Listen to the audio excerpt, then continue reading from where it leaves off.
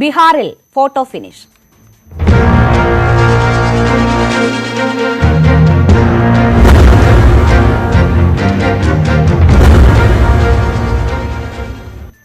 ബീഹാർ നിയമസഭാ തെരഞ്ഞെടുപ്പ് ഫലം ഫോട്ടോ ഫിനിഷിലേക്ക്. 63 സീറ്റുകളിലെ അന്തിമ ഫലം വരാനിരിക്കെ NDA 119 സീറ്റിലും മഹാസഖ്യം 116 സീറ്റിലും മുന്നേറുകയാണ്.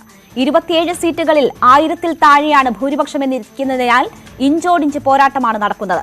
കർശന കോവിഡ് പ്രോട്ടോകോൾ പാലിച്ചുള്ള വോട്ടെണ്ണലായതിനാലാണ് അന്തിമ ഫലം വൈകുന്നത്. ലീഡ് നിലയിൽ RJD ആണ് ഏറ്റവും വലിയ ഒറ്റക്കക്ഷി. 17 സീറ്റുകളിൽ മുന്നേറ്റം നടത്താനായത് ഇടതു പാർട്ടികൾക്ക് വലിയ നേട്ടമായി. നിയമസഭാ ഉപതെരഞ്ഞെടുപ്പ് നടന്ന മധ്യപ്രദേശിൽ ഭൂരിഭാഗം സീറ്റുകളിലും വിജയമുറപ്പിച്ച് BJP നില ഭദ്രമാക്കി. ER രാഗേഷും KP അഭിലാഷും വിവരങ്ങളുമായി ചേരും. നമുക്കൊപ്പം അതിഥികളും ചേരും. ശ്രീമതി OM ശാലീന BJPയെ പ്രതിനിധീകരിച്ച്, അഡ്വക്കേറ്റ് അനിൽ ബോസ് കോൺഗ്രസിനെ പ്രതിനിധീകരിച്ച്, ഒപ്പം സുധീർ B കൊല്ലറ JDU സംസ്ഥാന വർക്കിംഗ് പ്രസിഡന്റ് എന്നിവർ ചർച്ചയിൽ ചേരും. ആദ്യം റിപ്പോർട്ടർമാരിലേക്ക്. ആദ്യം ER രാഗേഷ്, മിനിറ്റുകൾക്കുള്ളിൽ ലീഡ് നില മാറി മറിയുന്ന സാഹചര്യമാണ് കാണുന്നത്. ഇനി 67ഓളം സീറ്റുകളിൽ മാത്രമാണ് അന്തിമ ഫലം അറിയാനിരിക്കുന്നത്. എന്താണ് ബീഹാറിലെ സാഹചര്യം ഇപ്പോൾ? രേണുക, ബീഹാർ ഫോട്ടോ ഫിനിഷിലേക്ക് നീങ്ങുകയാണ്, അങ്ങനെ തന്നെ പറയാം. കാരണം 180 സീറ്റുകളുടെ തെരഞ്ഞെടുപ്പ് ഫലം ഇതിനോടകം തന്നെ പുറത്തു വന്നിരിക്കുന്നു. ഇനി 63 സീറ്റുകളിലെ റിസൾട്ടാണ് വരാനുള്ളത്. അതിൽ തന്നെ പല സീറ്റുകളും, ഭൂരിഭാഗം സീറ്റുകളിലും ഇഞ്ചോടിഞ്ച് പോരാട്ടം നടക്കുന്നു. ഏതാണ്ട് 25ഓളം സീറ്റുകളിൽ 1000-ൽ താഴെയാണ് ഭൂരിപക്ഷം. അതുകൊണ്ട് തന്നെ ബീഹാർ ഒരു ഫോട്ടോ ഫിനിഷിലേക്ക് നീങ്ങുന്നു എന്ന നിലയിൽ തന്നെയാണ് കാര്യങ്ങൾ. ഇപ്പോൾ ആ ടാലിയിലേക്ക് തന്നെ പോവുകയാണെങ്കിൽ NDA സഖ്യത്തിന് 119 എന്ന സീറ്റാണ് NDAക്ക് മൊത്തം ലഭിച്ചിട്ടുള്ളത്. 119 സീറ്റുകളിൽ വിജയിക്കുകയോ അല്ലെങ്കിൽ ലീഡ് ചെയ്യുകയോ NDA ചെയ്യുന്നു എന്നുള്ളതാണ്. കാരണം നേരത്തെ കേവല ഭൂരിപക്ഷം കടന്നുകൊണ്ട് ഏതാണ്ട് 126 സീറ്റ് വരെ NDA പോയിരുന്നെങ്കിൽ ഇപ്പോൾ 119 എന്ന നിലയിൽ NDA നിൽക്കുന്നു. മഹാസഖ്യം 116 സീറ്റ് ലീഡ് ചെയ്യുകയോ അല്ലെങ്കിൽ വിജയിക്കുകയോ ചെയ്തിട്ടുണ്ട് മഹാസഖ്യം. മറ്റുള്ളവർ 7 സീറ്റുകൾ നേടി. LJP ഒരു സീറ്റിലും ലീഡ് ചെയ്യുന്നു എന്നുള്ളതാണ് ഏറ്റവും വലിയ പ്രത്യേകത. ഇതിൽ NDAയിൽ തന്നെ പാർട്ടികളുടെ പ്രകടനം എടുക്കുകയാണെങ്കിൽ BJP 72 സീറ്റിൽ വിജയിക്കുകയോ അല്ലെങ്കിൽ ലീഡ് ചെയ്യുകയോ ചെയ്തിരിക്കുന്നു. BJP കഴിഞ്ഞ തെരഞ്ഞെടുപ്പിനെ അപേക്ഷിച്ച് മെച്ചപ്പെട്ട പ്രകടനം, മികച്ച പ്രകടനം BJPയുടെ ഭാഗത്തു നിന്നുണ്ടായിരിക്കുന്നു. 13 സീറ്റ് കൂടുതലായി തന്നെ BJP അവിടെ നേടുന്ന സാഹചര്യം. JDUയിലേക്ക് വന്നാൽ JDU 40 സീറ്റിൽ മാത്രമാണ് വിജയിക്കുകയോ അല്ലെങ്കിൽ ലീഡ് ചെയ്യുകയോ ചെയ്യുന്നത്. 31 സീറ്റുകളിൽ കഴിഞ്ഞ തവണത്തെ അപേക്ഷിച്ച് പുറകിൽ നിൽക്കുകയാണ് JDU. ഒരു പ്രധാനപ്പെട്ട സഖ്യകക്ഷിയായ VIP ഈ തെരഞ്ഞെടുപ്പിന്റെ തൊട്ട് മുമ്പ് മാത്രം മഹാസഖ്യം വിട്ടുകൊണ്ട് NDA ക്യാമ്പിലെത്തിയതാണ് VIP. അവർ 4 സീറ്റിൽ വിജയിക്കുകയോ ലീഡ് ചെയ്യുകയോ ചെയ്യുന്നു. HAM മുൻ മുഖ്യമന്ത്രി ജിതൻ റാം മാഞ്ചിയുടെ പാർട്ടി അവർ 3 സീറ്റുകളിൽ വിജയിക്കുകയോ അല്ലെങ്കിൽ ലീഡ് ചെയ്യുകയോ ചെയ്യുന്നു. മഹാസഖ്യത്തിലേക്ക് വരികയാണെങ്കിൽ അവിടെ RJD തന്നെയാണ് ശ്രദ്ധേയമായ പ്രകടനം കാഴ്ചവെക്കുന്നത്. ഏറ്റവും വലിയ ഒറ്റകക്ഷിയാണ് ഈ തെരഞ്ഞെടുപ്പിൽ. എല്ലാ രാഷ്ട്രീയ പാർട്ടികളെയും വെച്ച് നോക്കുമ്പോൾ ഏറ്റവും വലിയ ഒറ്റകക്ഷിയായി RJD മാറുന്നു. അതാണ് നിലവിലെ സാഹചര്യം. 79 സീറ്റിലാണ് RJD ഇപ്പോൾ വിജയിക്കുകയോ അല്ലെങ്കിൽ മുന്നിട്ട് നിൽക്കുകയോ ചെയ്തിരിക്കുന്നത്. കഴിഞ്ഞ തവണത്തെ പ്രകടനത്തിന്റെ ഒപ്പം നിൽക്കുന്ന പ്രകടനം ഇത്തവണയും RJDയുടെ ഭാഗത്തുനിന്ന് ഉണ്ടായിരിക്കുന്നു. 2015-ൽ 80 സീറ്റായിരുന്നു RJD നേടിയെങ്കിൽ ഇപ്പോൾ 79 സീറ്റിൽ അവർ ലീഡ് ചെയ്യുകയോ അല്ലെങ്കിൽ വിജയിക്കുകയോ ചെയ്തിരിക്കുന്നു. ഈ സഖ്യത്തിൽ കോൺഗ്രസ് ആണ് ഇപ്പോൾ കുറച്ച് പുറകിൽ പോയത് എന്ന് പറയാം. കാരണം 41 സീറ്റിൽ 2015-ൽ മത്സരിച്ച കോൺഗ്രസ് അന്ന് 27 സീറ്റ് നേടിയിരുന്നു. ഇപ്പോൾ 20 സീറ്റുകൾ മാത്രമാണ് കോൺഗ്രസ് ലീഡ് ചെയ്യുകയോ അല്ലെങ്കിൽ വിജയിക്കുകയോ ചെയ്തിട്ടുള്ളത്. കാരണം കോൺഗ്രസ് ഇത്തവണ മത്സരിച്ചത് 70 സീറ്റുകളിലായിരുന്നു. CPI-ML 12 സീറ്റുകളിൽ ലീഡ് ചെയ്യുകയോ അതിൽ തന്നെ പല സീറ്റുകൾ വിജയിച്ചിരിക്കുന്നു. CPI 3 സീറ്റുകളിൽ ലീഡ് ചെയ്യുകയോ വിജയിക്കുകയോ ചെയ്തിരിക്കുന്നു. CPM 2 സീറ്റുകളിൽ ലീഡ് ചെയ്യുന്നു. ഇതാണ് മൊത്തത്തിലുള്ള സാഹചര്യം. ഏതായാലും ആര് വിജയിക്കും എന്ന് ഈ ഘട്ടത്തിൽ പറയാൻ കഴിയില്ല. ഒരു ഫോട്ടോ ഫിനിഷിലേക്ക് തന്നെ കാര്യങ്ങൾ പോകുന്നു. ഫോട്ടോ ഫിനിഷിലേക്ക് ബീഹാർ നീങ്ങുകയാണ്. ഇപ്പോൾ KP അഭിലാഷ് കൂടി വിവരങ്ങളുമായി ചേരുകയാണ്. അഭിലാഷ്, അപ്രവചനീയമായി തുടരുകയാണ് ബീഹാറിലെ സാഹചര്യം. ഒന്നും പറയാൻ പറ്റാത്ത സാഹചര്യം. ഫോട്ടോ ഫിനിഷിലേക്ക് കാര്യങ്ങൾ നീങ്ങുന്നു. ഡൽഹിയിൽ കൂടിയാലോചനകൾ നടക്കുകയാണ്. കോൺഗ്രസ് അവരുടെ MLA-മാരെ റിസോർട്ടുകളിലേക്ക് മാറ്റാൻ ഒരുങ്ങുന്നു.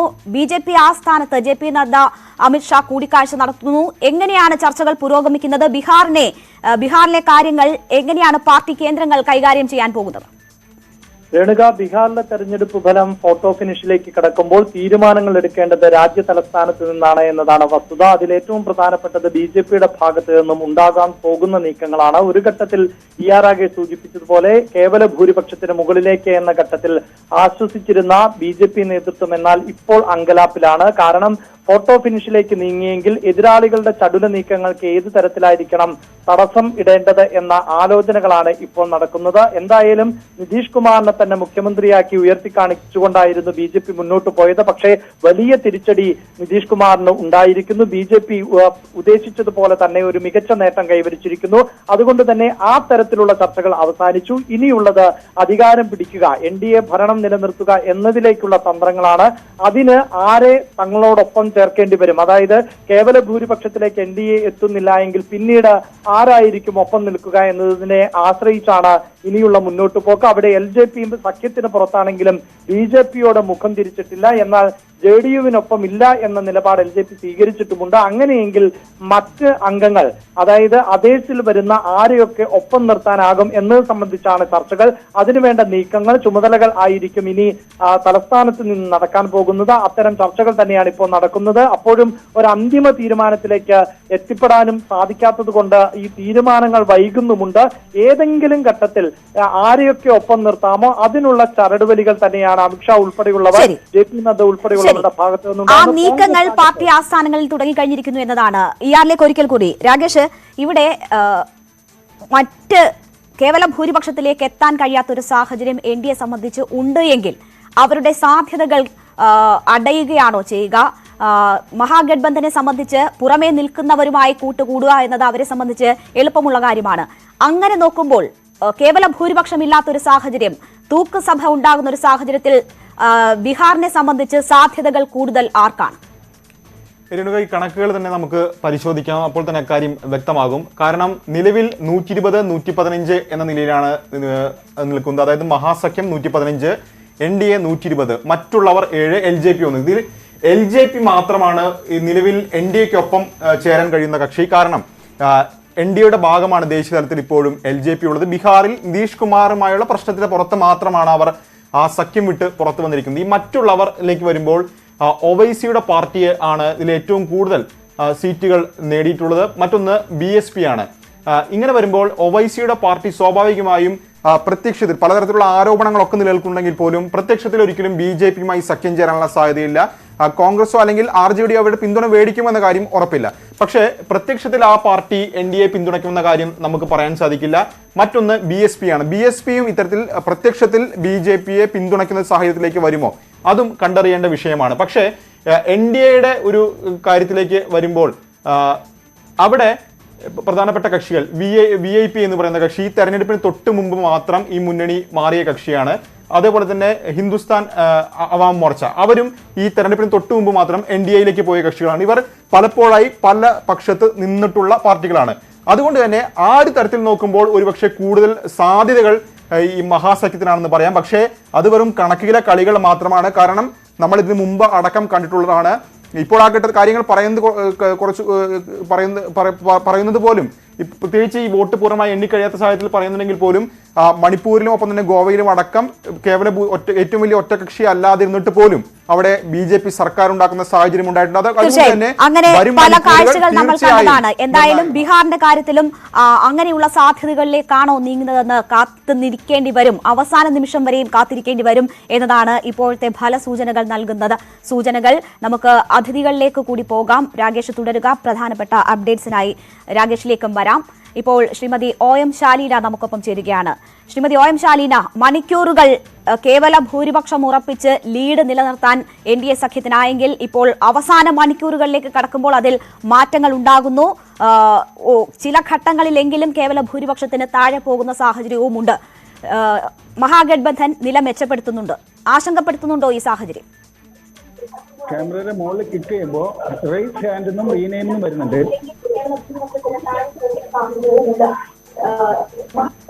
ഇൻവൈറ്റ് കൊടുക്കണോ? ശ്രീമതി OM ശാലീന കേൾക്കാമോ?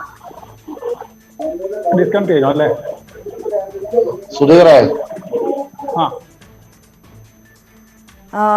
ചില സാങ്കേതിക പ്രശ്നങ്ങളുണ്ട്. ഞാൻ അതിഥികളിലേക്ക് വളരെ പെട്ടെന്ന് തിരിച്ചു വരാം. എന്തായാലും ഇനി 63 സീറ്റിലെ ഫലം ആണ് അറിയാനുള്ളത്. വളരെ നിർണായകമായ നിമിഷങ്ങളാണ് കടന്നുപോയിക്കൊണ്ടിരിക്കുന്നത്. ലീഡ് മാറി മറിയുന്ന സാഹചര്യങ്ങളുണ്ട്. ഞാൻ ഒന്നുകൂടി ER രാഗേഷിലേക്ക് വരികയാണ്. രാഗേഷ്, 63 സീറ്റിലെ ഫലങ്ങൾ അറിയാൻ കഴിയുന്നു. ബീഹാറിലെ സാഹചര്യം സംബന്ധിച്ച് വളരെ മന്ദഗതിയിലാണ് വോട്ടിംഗ് പുരോഗമിക്കുന്നത്. പല ലീഡ് പറയുന്ന സീറ്റുകളിലും ലീഡ് വളരെ കുറവാണ്. 500-ൽ താഴെ ലീഡുള്ള നിരവധി മണ്ഡലങ്ങൾ. ഏറ്റവും നിർണായകമാകുന്നത് എത്ര മണ്ഡലങ്ങളാണ്, ഏതൊക്കെ മണ്ഡലങ്ങളാണ്, അവിടെ എങ്ങനെയാണ് ഇപ്പോൾ വോട്ടിംഗ് പുരോഗമിക്കുന്നത്? ഇപ്പോൾ ലീഡ് നിലയിൽ ചില മാറ്റങ്ങൾ വന്നിരിക്കുന്നു. 121, 114 എന്ന നിലയിലേക്ക് സാഹചര്യം മാറിയിരിക്കുന്നു. അതായത് NDA 121 സീറ്റിൽ ഇപ്പോൾ ലീഡ് ചെയ്യുകയാണ്. മഹാസഖ്യം 114 സീറ്റുകളിൽ ലീഡ് ചെയ്യുന്നു. ഇനി ഏതാണ്ട് 63 സീറ്റുകളിലാണ് വോട്ടെണ്ണി കഴിയാനുള്ളത്. അത് ഏതായാലും രാത്രിയോടുകൂടി അപൂർണമായും വോട്ടെണ്ണി കഴിയുമെന്നാണ് പറയുന്നത്. പക്ഷേ ഇതിലും ഒരു കടുത്ത മത്സരം നടക്കുന്നുണ്ട്. അതായത് നഗരഗ്രാമ വ്യത്യാസങ്ങളില്ലാതെ തന്നെ ഈ മണ്ഡലങ്ങളിൽ വലിയ പ്രകടനം ഇരു കൂട്ടരും നടത്തുന്നു. അതുകൊണ്ട് തന്നെ വലിയ പ്രതീക്ഷ ഈ രണ്ട് ക്യാമ്പും ഇപ്പോഴും പുലർത്തുന്നുണ്ട്. അതുകൊണ്ട് തന്നെ പരാജയപ്പെട്ടു എന്നൊരു രീതിയിലുള്ള പ്രതികരണം രണ്ട് പാർട്ടി നേതൃത്വങ്ങളുടെയും ഭാഗത്തുനിന്ന് ഇതുവരെ ഉണ്ടായിട്ടില്ല. കാരണം അവസാന ഘട്ടം വരെയും പ്രതീക്ഷ കൈവിടാൻ നിൽക്കുകയാണ് രണ്ട് പാർട്ടികളും. ഏതായാലും മഹാസഖ്യം പറയുന്നത് ഈ സർക്കാർ രൂപീകരിക്കാൻ കഴിയുമെന്നൊരു പ്രതീക്ഷ അവർക്ക് ഈ ഘട്ടത്തിലുമുണ്ട്. പ്രത്യേകിച്ച് ചില സീറ്റുകളിൽ ലീഡ് നില മാറി എന്നൊരു വിലയിരുത്തൽ തന്നെയാണ് മഹാസഖ്യം RJD ക്യാമ്പിന് അടക്കമുള്ളത്. പക്ഷേ BJPയും അത്തരമൊരു പ്രതീക്ഷ ഏതായാലും ഈ ഘട്ടത്തിൽ പുലർത്തുന്നുണ്ട്. BJPയുടെ കണക്കുകൾ പ്രകാരം തന്നെ ഏതാണ്ട് 128 മുതൽ 130 വരെ സീറ്റുകൾ നേടുമെന്നൊരു പ്രതീക്ഷ BJPക്കും നിലവിലുണ്ട്. അതുകൊണ്ട് തന്നെ ഈ അവസാന മിനിറ്റുകൾ വരെ സ്വാഭാവികമായും കാത്തിരിക്കേണ്ടി വരും. തീർച്ചയായും അത്തരത്തിലൊരു ഫോട്ടോ ഫിനിഷിലേക്ക് തന്നെ കാര്യങ്ങൾ പോകുന്നു എന്ന നിലയിൽ തന്നെയാണ് ഇപ്പോൾ കാര്യങ്ങളുള്ളത്. വീണ്ടും ലീഡ് നിലയിൽ ചില മാറ്റം വന്നിട്ടുണ്ട്. NDA 122 സീറ്റ്, മഹാസഖ്യം 113 എന്ന നിലയിലേക്ക് ഇപ്പോൾ കാര്യങ്ങൾ എത്തിയിരിക്കുന്നു. തീർച്ചയായും എന്തായാലും ലീഡ് നിലയിൽ മാറിമറിയലുകൾ ഉണ്ടാകുന്നു. അത് വളരെ പെട്ടെന്നുള്ള മാറ്റങ്ങളാണ് ഉണ്ടാകുന്നത്. ഒന്നും പ്രവചിക്കാൻ കഴിയാത്ത സാഹചര്യമുണ്ട്. ഫോട്ടോ ഫിനിഷിലേക്ക് കാര്യങ്ങൾ നീങ്ങുകയാണ്. വീണ്ടും അതിഥികളിലേക്ക് പോകാമെന്ന് കരുതുന്നു. ശ്രീമതി OM ശാലീന, കേൾക്കാമോ? കേൾക്കാം. ലീഡ് നില മാറിമറിയുകയായിരുന്നു. നേരത്തെ മുതൽ കൃത്യമായി ലീഡ് ഉയർത്തി അത് തുടർച്ചയായി നിലനിർത്താൻ BJPക്ക് കഴിഞ്ഞിരുന്നു എങ്കിൽ അവസാന മണിക്കൂറുകളിലേക്ക് കടക്കുമ്പോൾ അതിൽ മാറിമറിച്ചിലുകൾ ഉണ്ടാകുന്നു എന്നത് ആശങ്കപ്പെടുത്തുന്നുണ്ടോ? ഈ നിമിഷം വരെ NDA സഖ്യത്തിന് തന്നെയാണ് മുന്നിട്ട് നിൽക്കാൻ സാധിച്ചിട്ടുള്ളത്. അതുകൊണ്ട് അത് തീർത്തും സ്വാഗതാർഹമാണ്, സന്തോഷജനകമാണ്. NDA മുന്നണിയെ മറികടക്കുന്ന ഒരു ലീഡിലേക്ക് ഇതുവരെ ഏതായാലും മഹാഗഠബന്ധന്റെ സഖ്യത്തിന് പോകാൻ സാധിച്ചിട്ടില്ല. ഇനിയും റിസൾട്ടുകൾ വരാനുണ്ട്. പല മണ്ഡലങ്ങളിലും 1000-ന് താഴെയാണ് ലീഡ് നില എന്നുള്ളത് മനസ്സിലാക്കുന്നു. അതുകൊണ്ട് കൃത്യമായിട്ടുള്ള ഒരു ചിത്രത്തിലേക്ക് നമുക്ക് ഇപ്പോഴും പോകാൻ സാധിക്കുമെന്ന് നമുക്ക് തോന്നുന്നുണ്ട്. ഏതാണ്ട് 5-6 മണിക്കൂറായിട്ട് ഭാരതീയ ജനതാ പാർട്ടി നേതൃത്വം നൽകുന്ന മുന്നണിക്ക്, NDA മുന്നണിക്ക് ലീഡ് നിലനിർത്താനായി എന്ന് പറയുന്നത് വലിയ ഒരു കാര്യം തന്നെയാണ്. അത് എടുത്തു പറയാൻ തന്നെ ഞാൻ ആഗ്രഹിക്കണം. കാരണം കോൺഗ്രസും അതുപോലെ തന്നെ മഹാഗഠബന്ധനും ഒക്കെ കൊണ്ടുവന്നിട്ടുള്ള ജാതി രാഷ്ട്രീയം അത് അപ്പാടെ തൂത്തെറിഞ്ഞുകൊണ്ട് ബീഹാറിലെ ജനങ്ങൾ 4ാം വട്ടം ഇലക്ഷൻ നേരിട്ട നിതീഷ് കുമാറിന്റെ നേതൃത്വത്തിലുള്ള ഈ സർക്കാരിനെ പിന്തുണയ്ക്കുന്ന ഒരു നിലപാട് തന്നെയാണ് കൊണ്ടുവന്നത്. അതുകൂടാതെ കഴിഞ്ഞ 6 വർഷത്തെ നരേന്ദ്രമോദി സർക്കാരിന്റെ നേട്ടങ്ങളെയും അംഗീകരിക്കുന്ന ഒരു നിലപാടിലേക്കാണ് BJPയെ സംബന്ധിച്ചിടത്തോളം പറയുകയാണെങ്കിൽ വളരെയധികം സീറ്റുകളുടെ ഒരു മുന്നേറ്റം ഉണ്ടാക്കാൻ ഞങ്ങൾക്ക് സാധിച്ചിട്ടുണ്ട് എന്നുള്ള ചിത്രവും കാണിക്കുന്നത്. അതുകൊണ്ട് ഭാരതീയ ജനതാ പാർട്ടിയെ സംബന്ധിച്ചിടത്തോളം ഇത്ര നേരം വന്നിട്ടുള്ള തെരഞ്ഞെടുപ്പ് ഫലങ്ങൾ തീർത്തും അത് സ്വാഗതാർഹമാണ്, സന്തോഷജനകമാണ്. ശരി, പ്രതീക്ഷയോടെ തന്നെയാണ് NDA നേതൃത്വമുള്ളത്. ഇതുവരെയുള്ള സാഹചര്യങ്ങൾ അനുകൂലം എന്ന് തന്നെ അവർ വിശ്വസിക്കുന്നു. അഡ്വക്കേറ്റ് അനിൽ ബോസ്, അവിടെ ഭരണവിരുദ്ധ വികാരം ഉണ്ടായിരുന്നു. ഈ കോവിഡ് സാഹചര്യം ഒക്കെയും അവിടെ ഭരണം നടത്തുന്നവർക്കെതിരായിരുന്നു. പൗരത്വ നിയമം ഉൾപ്പെടെയുള്ള വിഷയങ്ങൾ, അതിൻ്റെ മറ്റ് കാര്യങ്ങളൊക്കെയും ഉണ്ടായിരുന്നു. മഹാഗഠബന്ധന് എല്ലാ സാധ്യതകളും പ്രവചിച്ചിരുന്നതാണ്. അവിടെ ആ നിലയ്ക്കുള്ളൊരു മുന്നേറ്റം നിങ്ങൾക്ക് കാഴ്ചവെക്കാനായില്ല എന്നത് ഈ ഘട്ടത്തിലും അംഗീകരിക്കേണ്ടി വരത്തില്ലേ? അങ്ങനെ അംഗീകരിക്കേണ്ട ഒരു കാര്യം ഇപ്പോൾ ഉള്ളതായി എനിക്ക് തോന്നുന്നില്ല. 2015 തെരഞ്ഞെടുപ്പിൽ കോൺഗ്രസ് RJD JDU സഖ്യമാണ് മത്സരിച്ചത്.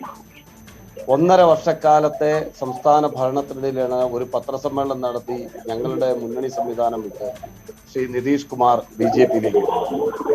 നിതീഷ് കുമാറിനെ പോലെ പ്രബലനായ ഒരു നേതാവും പ്രബലമായ ഒരു പാർട്ടിയും ഇല്ലാതെയാണ് കഴിഞ്ഞ തെരഞ്ഞെടുപ്പിൽ നിന്നും വ്യത്യസ്തമായി ഇക്കുറി ഞങ്ങൾ മത്സരിക്കുന്നത് എന്ന യാഥാർത്ഥ്യം നിങ്ങൾ ഓർക്കേണ്ടതായിട്ടുണ്ട്. മാത്രമല്ല, അതിൽ ഏറ്റവും സുപ്രധാനമായ കാര്യം, സംസ്ഥാനത്ത് ഭരണം നടത്തുന്ന ഒരു ഗവൺമെന്റിനും കേന്ദ്രത്തിലെ സർക്കാരിനും എതിരായിട്ടുള്ള ഒരു പോരാട്ടമാണ്. സർവ സന്നാഹങ്ങളോടും കൂടിയുള്ള ഒരു സംവിധാനത്തിനെതിരെയാണ് ഞങ്ങളുടെ പടപ്പുറപ്പാട്. ലല്ലു പ്രസാദ് യാദവിനെ പോലെ തന്ത്രശാലിയായ ഒരു നേതാവിന്റെ സാന്നിധ്യമില്ലായ്മ ഈ തെരഞ്ഞെടുപ്പ് പ്രചരണ രംഗത്തുണ്ട് എന്നത് നാം ഓർക്കേണ്ടതുണ്ട്. എന്നാൽ 31-കാരനായ തേജസ്വി പ്രതീക്ഷകൾക്കപ്പുറമുള്ള ഒരു പ്രകടനം കാഴ്ചവെച്ചു എന്നത് ഞങ്ങൾ അഭിമാനത്തോടു കൂടി നോക്കിക്കാണും. കോൺഗ്രസ് ഈ തെരഞ്ഞെടുപ്പിൽ മത്സരിച്ചത് 70 സീറ്റിലാണ്. കഴിഞ്ഞ തെരഞ്ഞെടുപ്പിൽ മത്സരിച്ചത് 43 സീറ്റിലാണ്. കഴിഞ്ഞ പ്രാവശ്യം ഞങ്ങൾക്ക് 27 MLA-മാരുണ്ടായിരുന്നു. ഇപ്പോൾ 20-ലാണ് ഞങ്ങൾ മുന്നിട്ട് നിൽക്കുന്നത്. ഇനിയും പ്രതീക്ഷയോടുകൂടിയാണ് ഞങ്ങൾ കാത്തിരിക്കുന്നത്. നമുക്കറിയാമല്ലോ, തെരഞ്ഞെടുപ്പിന്റെ ഫലം അമേരിക്കൻ തെരഞ്ഞെടുപ്പ് പോലെ തന്നെയാണ്, വരാൻ വൈകുകയാണ്. വലിയ വാശിയോടുകൂടിയുള്ള മാറ്റം മറിച്ചിലുകൾ നടന്നുകൊണ്ടിരിക്കുന്നു. തീർച്ചയായും നമ്മൾ അറിഞ്ഞിരിക്കേണ്ട മറ്റൊരു പ്രധാനപ്പെട്ട കാര്യം, കഴിഞ്ഞ തെരഞ്ഞെടുപ്പിൽ പോലും 650 മുതൽ 2000 വരെയുള്ള വോട്ടിന്റെ മാർജിനിലാണ് പല സ്ഥാനാർത്ഥികളും വിജയിച്ചത് എന്ന് നാം മനസ്സിലാക്കണം. കഴിഞ്ഞ നിയമസഭാ തെരഞ്ഞെടുപ്പിൽ ഒരു ഘട്ടത്തിൽ 110 സീറ്റ് വരെ BJP മുന്നിൽ നിന്നതിന് ശേഷമാണ് 60-ൽ താഴേക്ക് പിന്നെ മറിഞ്ഞു പോയത് എന്നതും നാം കൂട്ടി വായിക്കേണ്ടതുണ്ട്. അപ്പൊ അതുകൊണ്ട് ഫലം പൂർണ്ണമായി വരട്ടെ. ഇന്ന് അർദ്ധരാത്രിയോടുകൂടി മാത്രമേ നമുക്ക് ഈ ഫലത്തെ കാണാൻ കഴിയൂ. എന്നാൽ ഒന്ന് ഞാൻ പറയാൻ ആഗ്രഹിക്കുന്നു, തുടക്കത്തിൽ തന്നെ ഇതൊരു നല്ല സൂചനയായിട്ടാണ് ഞാൻ കാണുന്നത്. ശരി, പ്രതീക്ഷ കൈവിടുന്നില്ല. പ്രതീക്ഷയോടുകൂടി തന്നെയാണ് കോൺഗ്രസും ഉള്ളത്. ഇപ്പോൾ JDU സംസ്ഥാന വർക്കിംഗ് പ്രസിഡന്റ് സുധീർ B. കൊല്ലറ കൂടി നമുക്കൊപ്പം ചേരുകയാണ്. ശ്രീ സുധീർ, പ്രവചിക്കാൻ കഴിയാത്ത ഒരു സാഹചര്യമാണ് ഉള്ളത്. NDA ഇപ്പോൾ ഏറ്റവും ഒടുവിൽ ലഭിക്കുന്ന വിവരം അനുസരിച്ച് അവർ കേവല ഭൂരിപക്ഷത്തിന്റെ ലീഡിലേക്ക് എത്തിയിരിക്കുന്നു. 122 സീറ്റിൽ മുന്നിട്ട് നിൽക്കുന്നു. എങ്കിൽ പോലും ഒന്നും പറയാൻ പറ്റാത്ത സാഹചര്യം, മിനിറ്റുകൾ കൊണ്ട് മാറ്റിമറിച്ചിലുകൾ ഈ കാര്യത്തിൽ ഉണ്ടാകുന്നുണ്ട്. ഈ സാഹചര്യത്തിൽ നിങ്ങൾക്ക് നേരിട്ട തിരിച്ചടി മനസ്സിലാക്കുന്നുണ്ടോ? ഒരു ഭരണവിരുദ്ധ വികാരം അവിടെ ഉണ്ടായിരുന്നു എന്നത് തന്നെയല്ലേ JDUവിന്റെ സീറ്റുകളിലെ കുറവ് സൂചിപ്പിക്കുന്നത്? ഞങ്ങൾക്കുണ്ടായ തിരിച്ചടി അത് ഞങ്ങൾ അതിനെ ഉൾക്കൊണ്ടുകൊണ്ടിരിക്കുന്നുണ്ട്. പക്ഷേ ഒരു ഭരണവിരുദ്ധ തരംഗം അവിടെ ഉണ്ടായിട്ടില്ല. കാരണം BJPക്ക് കിട്ടിയ വോട്ട് എന്ന് പറയുന്നതും JDUവിന് കിട്ടിയ വോട്ട് എന്ന് പറയുന്നതും അതുപോലെ സഖ്യകക്ഷികളായിട്ടുള്ള VP അടക്കമുള്ള പാർട്ടികൾക്ക് കിട്ടുന്ന സീറ്റ്, ആ സീറ്റുകൾ NDAയുടെ മുഖ്യമന്ത്രി സ്ഥാനാർത്ഥി നിതീഷ് കുമാർജി ആണ് എന്ന് പരസ്യമായി പ്രഖ്യാപിച്ചുകൊണ്ടുള്ള ഒരു മുന്നോട്ട് പോയ ഒരു തെരഞ്ഞെടുപ്പാണ്. എന്ത് തന്നെ പ്രതിസന്ധികൾ ഉണ്ടായാലും, ഏതൊക്കെ സീറ്റ് ആർക്കൊക്കെ എങ്ങനെ കിട്ടിയാലും നിതീഷ് കുമാർജി NDAയെ നയിക്കുമെന്ന് പറഞ്ഞുകൊണ്ട് പ്രഖ്യാപിച്ചു കൊണ്ടുപോയ ഒരു തെരഞ്ഞെടുപ്പ് ആയതുകൊണ്ട് അവിടെ ഇപ്പോൾ NDAക്ക് കിട്ടിയ വോട്ടുകൾ തന്നെ എല്ലാം തന്നെ നിതീഷ് കുമാർജിയുടെ ഭരണത്തിനും അതുപോലെ തന്നെ കേന്ദ്ര ഭരണത്തിനും എല്ലാം കൂടി, അത് ഞങ്ങൾക്ക് തിരിച്ചടി എന്ന് പറയാൻ പറ്റില്ല, അതാണ് ഞാൻ സൂചിപ്പിച്ചത്. മറിച്ച് NDAക്ക് കിട്ടിയ വലിയൊരു അംഗീകാരം, അതിൽ ഞങ്ങളുടെ സീറ്റുകൾ കുറഞ്ഞതിനെ കുറിച്ച് ഞങ്ങൾ വളരെയധികം ഗൗരവമായി ചിന്തിക്കുന്നുണ്ട്. കാരണം അതിൽ പല ഘടകങ്ങളുണ്ടെന്ന് നിങ്ങൾക്കറിയാം. LJP അടക്കമുള്ള. അതെ, ഇപ്പോഴത്തെ അവസ്ഥ വെച്ച് നോക്കിയാൽ ശ്രീ സുധീർ, 31 സീറ്റാണ് JDUവിന് നഷ്ടപ്പെടാൻ പോകുന്നത്. ഇപ്പോഴത്തെ അവസ്ഥ വെച്ച് നോക്കിയാൽ അത് പലതും സിറ്റിംഗ് സീറ്റുകളാണ് എന്ന് ഓർക്കണം. അതെ, തീർച്ചയായിട്ടും അത് ഞങ്ങൾ അംഗീകരിക്കുന്നു. ഞങ്ങളുടെ സീറ്റുകൾ കുറഞ്ഞതിനെ കുറിച്ച് ഞങ്ങൾ വളരെ സ്റ്റഡി ചെയ്തുകൊണ്ടിരിക്കുന്നു. ഞങ്ങൾ അതിൽ വളരെയധികം സംശയങ്ങൾ ഉണ്ടായിരുന്നു. ഞങ്ങൾക്ക് ഇലക്ഷൻ മുന്നോട്ട് പോയിക്കൊണ്ടിരിക്കുന്ന സാഹചര്യത്തിൽ തന്നെ ഞങ്ങൾക്ക് വളരെ സംശയങ്ങൾ ഉണ്ടായിരുന്നു. തീർച്ചയായിട്ടും ഞങ്ങൾ അതിനെക്കുറിച്ച് വിലയിരുത്തിക്കൊണ്ട് മുന്നോട്ട് പോകും, ഒരു സംശയം വേണ്ട. പക്ഷെ ഞാൻ പറഞ്ഞത് ഭരണവിരുദ്ധ തരംഗം, അത് നിതീഷ് കുമാർജിയുടെ മുഖ്യമന്ത്രി സ്ഥാനത്തിന് എതിരായിക്കൊണ്ടുള്ള ഒരു ഭരണവിരുദ്ധ തരംഗം എന്ന് പറഞ്ഞാൽ നമുക്കത് അംഗീകരിക്കാൻ സാധിക്കില്ല. അതാണ് ഞാൻ പറഞ്ഞത്. മറിച്ച് കേന്ദ്ര ഗവൺമെന്റിന്റെ ഭാഗത്തുനിന്നുണ്ടായിട്ടുള്ള BJP ഗവൺമെന്റിന്റെ NDA ഗവൺമെന്റിന്റെ ഭാഗത്തുനിന്നുണ്ടായിട്ടുള്ള വിവിധ പദ്ധതികളെ കുറിച്ച് നേരത്തെ പറഞ്ഞു. പക്ഷെ അതൊക്കെ വെറുതെ പറയുന്നത്. കാരണം അതിനോടുള്ള അംഗീകാരം കൂടിയാണ് നമുക്ക് കിട്ടിയിട്ടുള്ളത്. ഇന്നിപ്പോ മുസ്ലിം ഭൂരിപക്ഷമായ പല മേഖലകളിലും ഞങ്ങൾക്ക് സീറ്റുകൾ കൂടുതൽ കിട്ടിയിട്ടുണ്ട്. അപ്പൊ അത് ഒരു CAA കുറിച്ചോ മറ്റുള്ളതിനെ കുറിച്ചോ പ്രതിപാദിക്കുന്ന ആ സാഹചര്യത്തിൽ അതൊന്നും വിലപ്പോകുന്നതല്ല. അവിടെ ആ രീതിയിൽ ഒന്നും കണ്ടിട്ടില്ല എന്നുള്ളതാണ് സത്യം. ശരി, ശ്രീമതി OM ശാലീന, നിങ്ങൾ എങ്ങനെയാണ് ഈ സാഹചര്യത്തെ കാണുന്നത്? BJPക്ക് നില മെച്ചപ്പെടുത്താനായിട്ടുണ്ട്. നിങ്ങൾ പ്രതീക്ഷിച്ചതുപോലെ അവിടെ ഒരുപക്ഷെ ഏറ്റവും വലിയ ഒറ്റകക്ഷിയാകാനുള്ളൊരു സാഹചര്യം നിങ്ങളെ സംബന്ധിച്ച് ഒരുങ്ങുന്നുണ്ട്. ഇപ്പോൾ RJD ആണ് മുന്നിട്ട് നിൽക്കുന്നതെങ്കിൽ പോലും പക്ഷേ മറുവശത്ത് JDUവിന് 31ഓളം സീറ്റുകൾ നഷ്ടപ്പെടുന്ന ഒരു സാഹചര്യം, അവിടെ കൃത്യമായും ഒരു ഭരണവിരുദ്ധ വികാരം ഉണ്ട് എന്ന് തോന്നിപ്പിക്കുന്ന തരത്തിലുള്ള വോട്ടിംഗ് ആണ് നടന്നിരിക്കുന്നത്. ഘടകകക്ഷി മാത്രം ആ ഭരണവിരുദ്ധ വികാരം നേരിടുകയും നിങ്ങൾക്ക് അതിൽ നിന്ന് രക്ഷപ്പെട്ട് കൂടുതൽ സീറ്റ് നേടാനാകുകയും ചെയ്യുന്ന ഒരു സാഹചര്യം എങ്ങനെ ഉരുത്തിരിഞ്ഞു എന്നാണ് മനസ്സിലാക്കുന്നത്? ഈ ഒരു തെരഞ്ഞെടുപ്പിനെ നേരിട്ടത് NDA എന്ന് പറഞ്ഞ മുന്നണിയാണ്. തീർച്ചയായിട്ടും ഭാരതീയ ജനതാ പാർട്ടിയും JDUവും തമ്മിൽ വ്യക്തമായിട്ടുള്ള സീറ്റ് ധാരണകളുടെ അടിസ്ഥാനത്തിലാണ് മുന്നോട്ട് പോയത് എന്നെങ്കിലും ഭാരതീയ ജനതാ പാർട്ടിക്ക് കൂടുതൽ സീറ്റുകൾ നേടാനായത് തീർച്ചയായിട്ടും ഭാരതീയ ജനതാ പാർട്ടിയുടെ ഇത്രയും കാലത്തെ പ്രവർത്തനങ്ങളുടെ മികവിന്റെ അടിസ്ഥാനത്തിൽ കിട്ടിയിട്ടുള്ള ജനസമ്മതി തന്നെയാണ് ഞാൻ വിലയിരുത്തുന്നത്.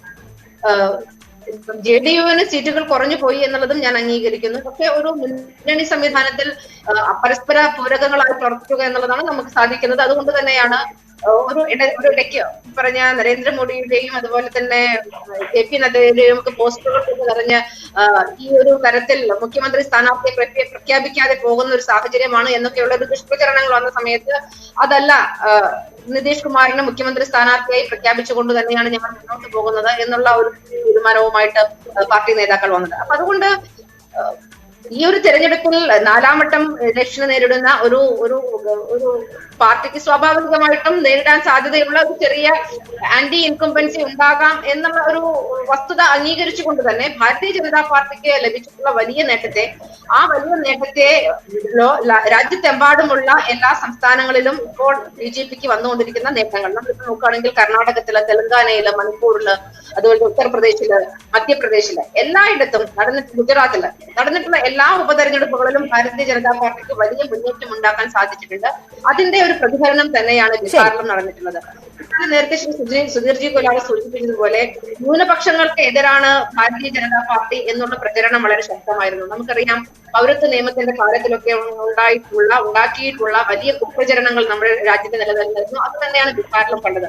മറ്റൊന്ന് കാർഷിക ബില്ലിനെതിരെയുള്ള ഒരു പ്രചരണമാണ് രാഹുൽ ഗാന്ധിയുടെ ഭാഗത്തു നിന്നും ബീഹാറിൽ കൊണ്ടുവരാൻ ശ്രമിച്ചത്. പക്ഷെ ആ രണ്ട് ശ്രമങ്ങളെയും ഇല്ലായ്മ ചെയ്തുകൊണ്ട് ഭാരതീയ ജനതാ പാർട്ടിക്ക് വലിയ ഒരു ഭൂരിപക്ഷം അല്ലെങ്കിൽ വലിയൊരു മുന്നേറ്റം നൽകാൻ ശരി, എതിർ പ്രചരണങ്ങൾ മറികടന്ന് മുന്നേറാനായി എന്ന് തന്നെയാണ് NDA വിലയിരുത്തുന്നത്, പ്രത്യേകിച്ച് BJP വിലയിരുത്തുന്നത്. എനിക്ക് ശ്രീ അനിൽ ബോസിലേക്കാണ് പോകേണ്ടത്. അതിനു മുൻപ് വളരെ പെട്ടെന്ന് ഒരു ഇടവേളയിലേക്ക് പോകണം. ഇപ്പോൾ ഏറ്റവും ഒടുവിൽ ലഭിക്കുന്ന വിവരം അനുസരിച്ച് 123 സീറ്റിൽ NDA സഖ്യം മുന്നിട്ട് നിൽക്കുകയാണ്. കേവല ഭൂരിപക്ഷവും കടന്ന് ഒരു സീറ്റിൽ കൂടി ലീഡ് ഉറപ്പിക്കാൻ ഈ ഘട്ടത്തിലായിരിക്കുന്നു. വളരെ പെട്ടെന്ന് തിരിച്ചെത്താം.